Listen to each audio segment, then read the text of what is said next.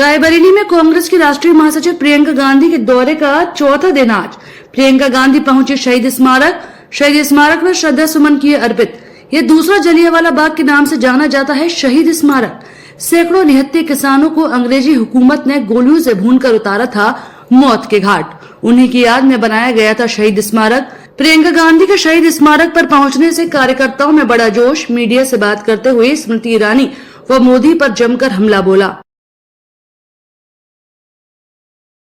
ये बात बहुत स्पष्ट हो गई है तेलंगाना के चुनाव में, ये बात स्पष्ट हो गई। प्रियंका जी, आप रायबरेली को लेकर परिवार दिखाता है कि भाजपा की सरकार जो और उनके नेता जो है महिलाओं के पक्ष में कभी खड़े नहीं, क्योंकि जब वो महिला ओलंपिक के मेडल लेके आई तब तो मोदी जी ने उनको घर बुला के उनके साथ चाय पी और उनके साथ फोटो खिंचवा दी और ये कह भी दी, पूरी मीडिया ने, आप सब ने कहा कि मोदी जी है तो मुमकिन है। जब उसी महिला ने बाहर बैठ के आंदोलन किया, सड़क पे बैठ के, जब उसी महिला ने कहा कि मेरे साथ अत्याचार हुआ है, तो किसी ने उसको पूछा तक नहीं किया। वो रो रही थी जब मेरे से मिली, उसने मुझे कहा कि मुझे मेडल मिला। मैंने सोचा था कि अगर मैं बैठूंगी तो कम से कम मेरी सुनवाई होगी, कोई तो सुनेगा, लेकिन सरकार में किसी ने नहीं सुना। और आज ये परिस्थिति है कि उनके बेटे को टिकट मिल गया है चुनाव में। तो ये स्पष्ट हो गया है कि महिलाओं के अत्याचार की बात, महिलाओं के आरक्षण की बात, ये सब चीजें जो जब ये लोग कहते हैं कि हम खड़े हैं महिलाओं के लिए या हम आरक्षण दिलवा रहे हैं, तो ये सब चुनावी, उनके लिए चुनावी। आप जब परिवार की शहादत की बात करते हैं तो बीजेपी कहती है कि आप शहादत के नाम पर वोट मांग रही परिवार के।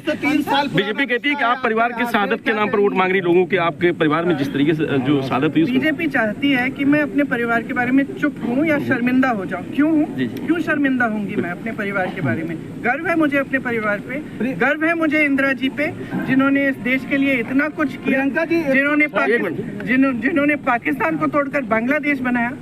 गर्व है मुझे इंदिरा जी पर कि उनकी शहादत हुई इस देश के लिए। राजीव जी के ऊपर गर्व है मुझे कि उनकी शहादत हुई। क्यों नहीं बोलूंगी? मैं क्या चुप रहूं और इनको गालियां देने दूं? और ये सुबह से शाम तक सिर्फ ये कहते हैं कि इंदिरा जी जैसी शहीद, राजीव जी जैसे शहीद देशद्रोही थे। मैं चुप रहूं? कैसे चुप रहूंगी? मेरी दादी थी, मेरे पिताजी थे, क्यों चुप रहूं? प्रियंका जी, 103 साल पहले नेहरू जी यहाँ आए थे, सैकड़ों किसानों की शहादत हुई थी, 103 साल पुराना रिश्ता हो गया है। आज आप कैसे देखते हैं 100 साल के रिश्ते? देखिए, मैं बार बार ये अपने भाषणों में भी कहती हूँ कि बाहर से ऐसे लगता है और आप लोग खूब इस बात को कहते हैं कि ये परिवारवाद है और गांधी परिवार है तो यहाँ पे कोई भी वोट दे देगा गांधी परिवार के नाम। आपने अभी कहा शहादत के नाम। मेरा तो इसका एकदम विपरीत मेरी सोच है। यहाँ पे जब आंदोलन हुआ, जब यहाँ के किसान 103 साल पहले खड़े हो गए एक इतने बड़े और सक्षम और सत्तावान साम्राज्य के खिलाफ,